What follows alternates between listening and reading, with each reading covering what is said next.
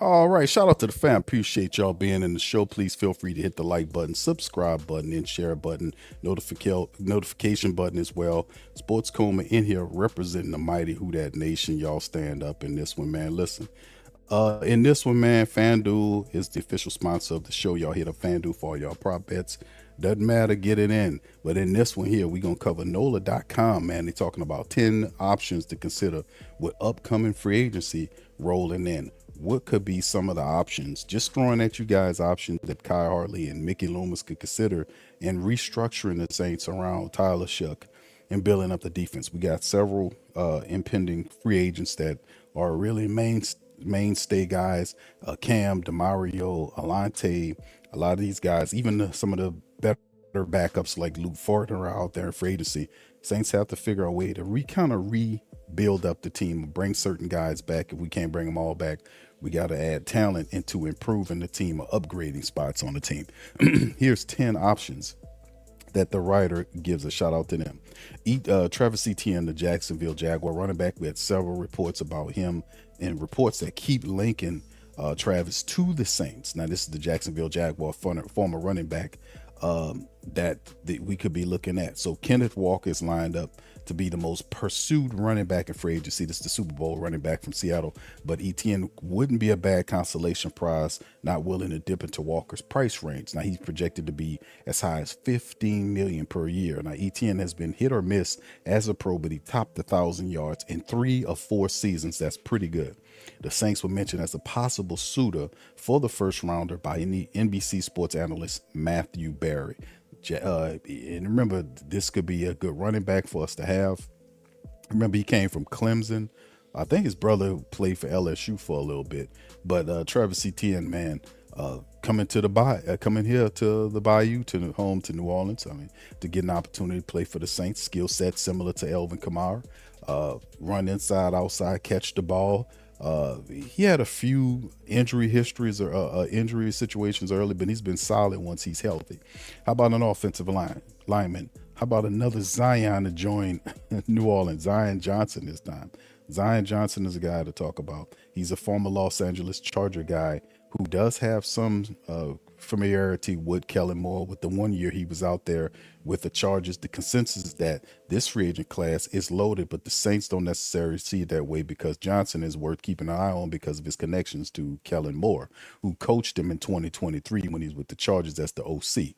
Now, he's 26 years old. He's improved a lot since what he was then. He hasn't been the steadiest in pass protection. He's more of a run guy than anything. He was the Chargers' most dependable offensive lineman last year, played 17 games. His health would appeal to the Saints, given the team struggles to stay healthy up front in recent years, and it's unknown whether New Orleans is willing to shell out 17 to 20 million a year that would take to land him. I would say no.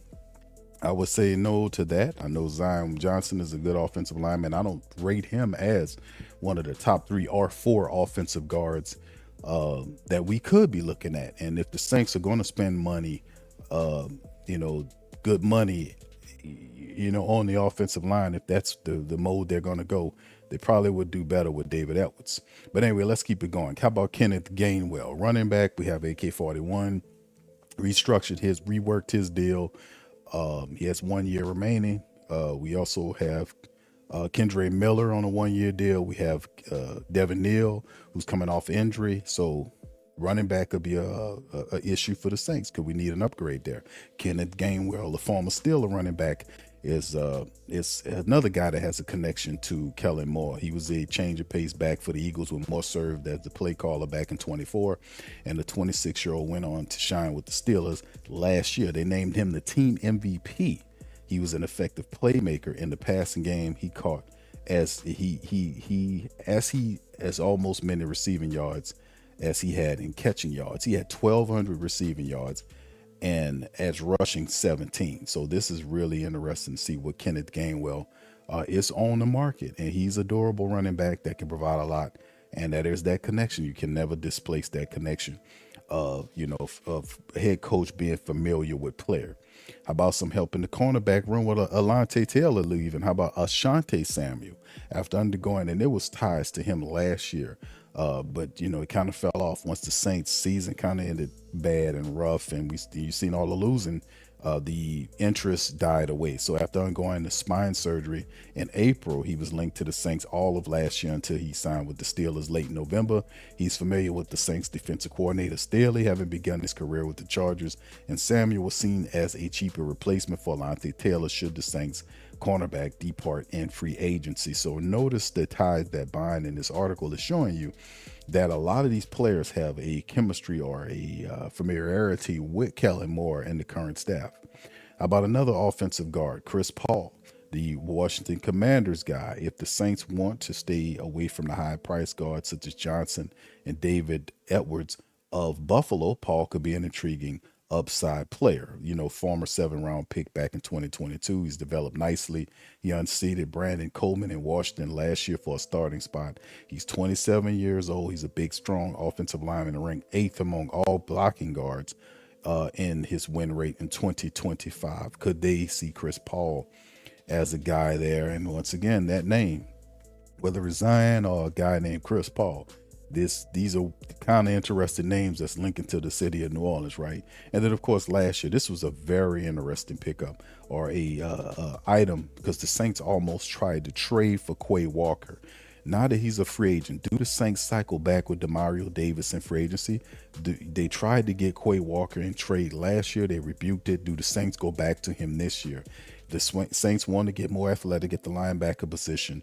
Walker could be an expensive option worth the swing. He can cover the middle of the field, something the Saints linebackers have struggled to do over the last few seasons. There are some options or opinions on to the 25-year-old's impact.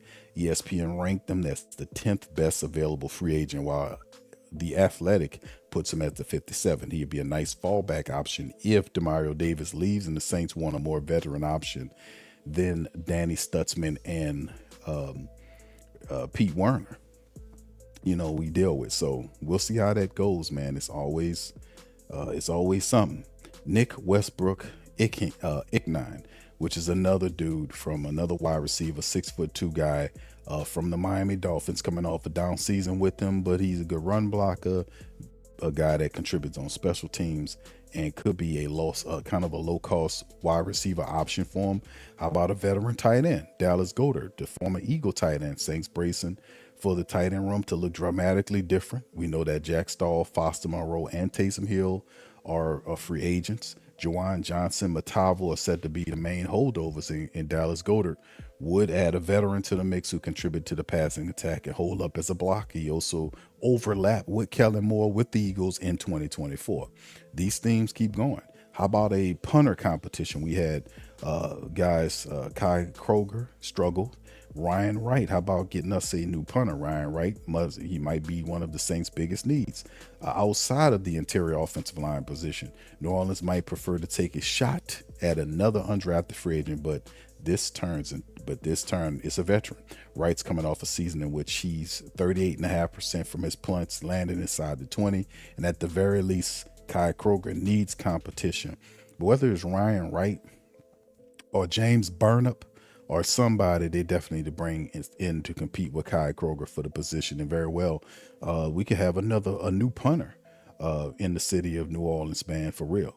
And then, of course, finally, how about a running back, Sean Tucker, the former Tampa Bay Buccaneers player who will be available, signing a player who's really done the Saints dirty.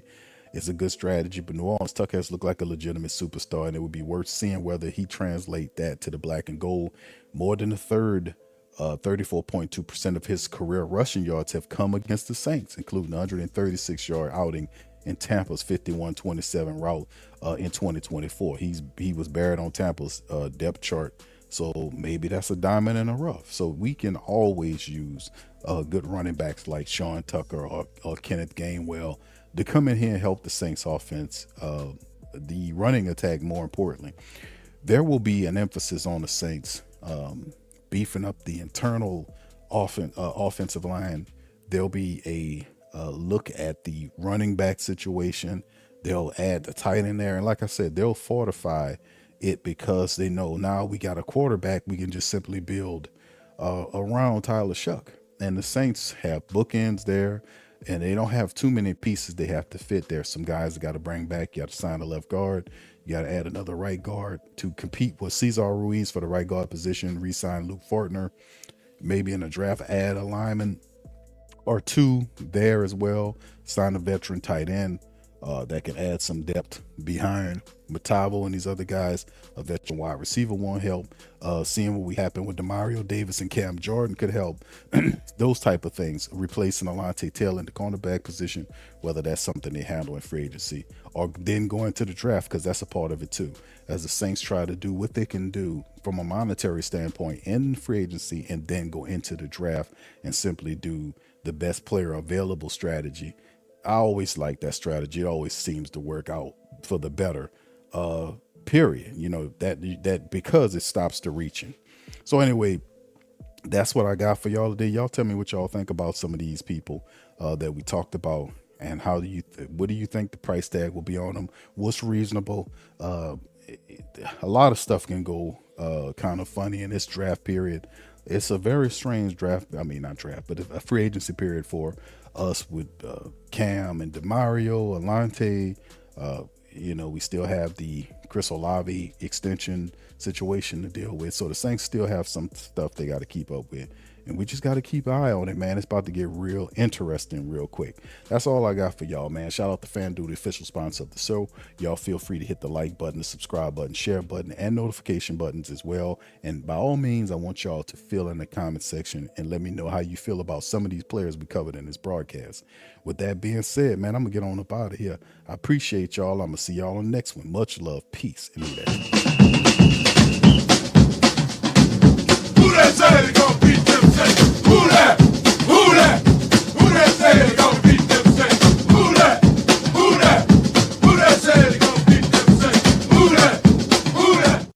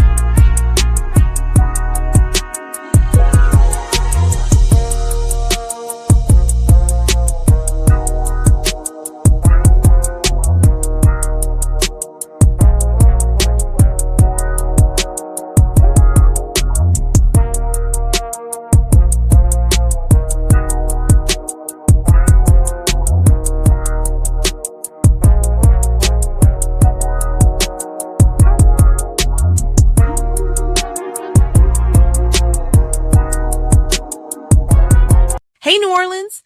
Whether you're catching up on Saints news at Jackson Square, checking Pelicans scores in the Garden District, or staying updated on LSU while grabbing coffee in the French Quarter, there's one place that keeps you connected to everything that matters in our city.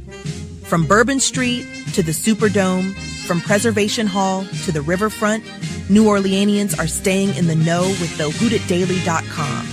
Your daily source for Saints, Pelicans, LSU, and all the sports, music, and culture that makes our city special. At work downtown, at a game in the Dome, or just relaxing by the Mississippi, wherever life takes you in the Big Easy, you can stay connected. Because when you're from New Orleans, you don't just live here. You stay in the NO. That's stay in the know. Visit thehootitdaily.com and never miss what matters most to Who Dat Nation. Welcome to the Pro Shop, where we create authentic NOLA-inspired clothing for men, women, and children. From Saints jerseys to Pelicans gear, everything's crafted right here in New Orleans. Whether you're shopping the Pro Shop, the Pel Shop, or the Pro Shop Kids, we've got your whole family covered with genuine merchandise that represents our city's spirit. Check for links in the description section below or in the chat.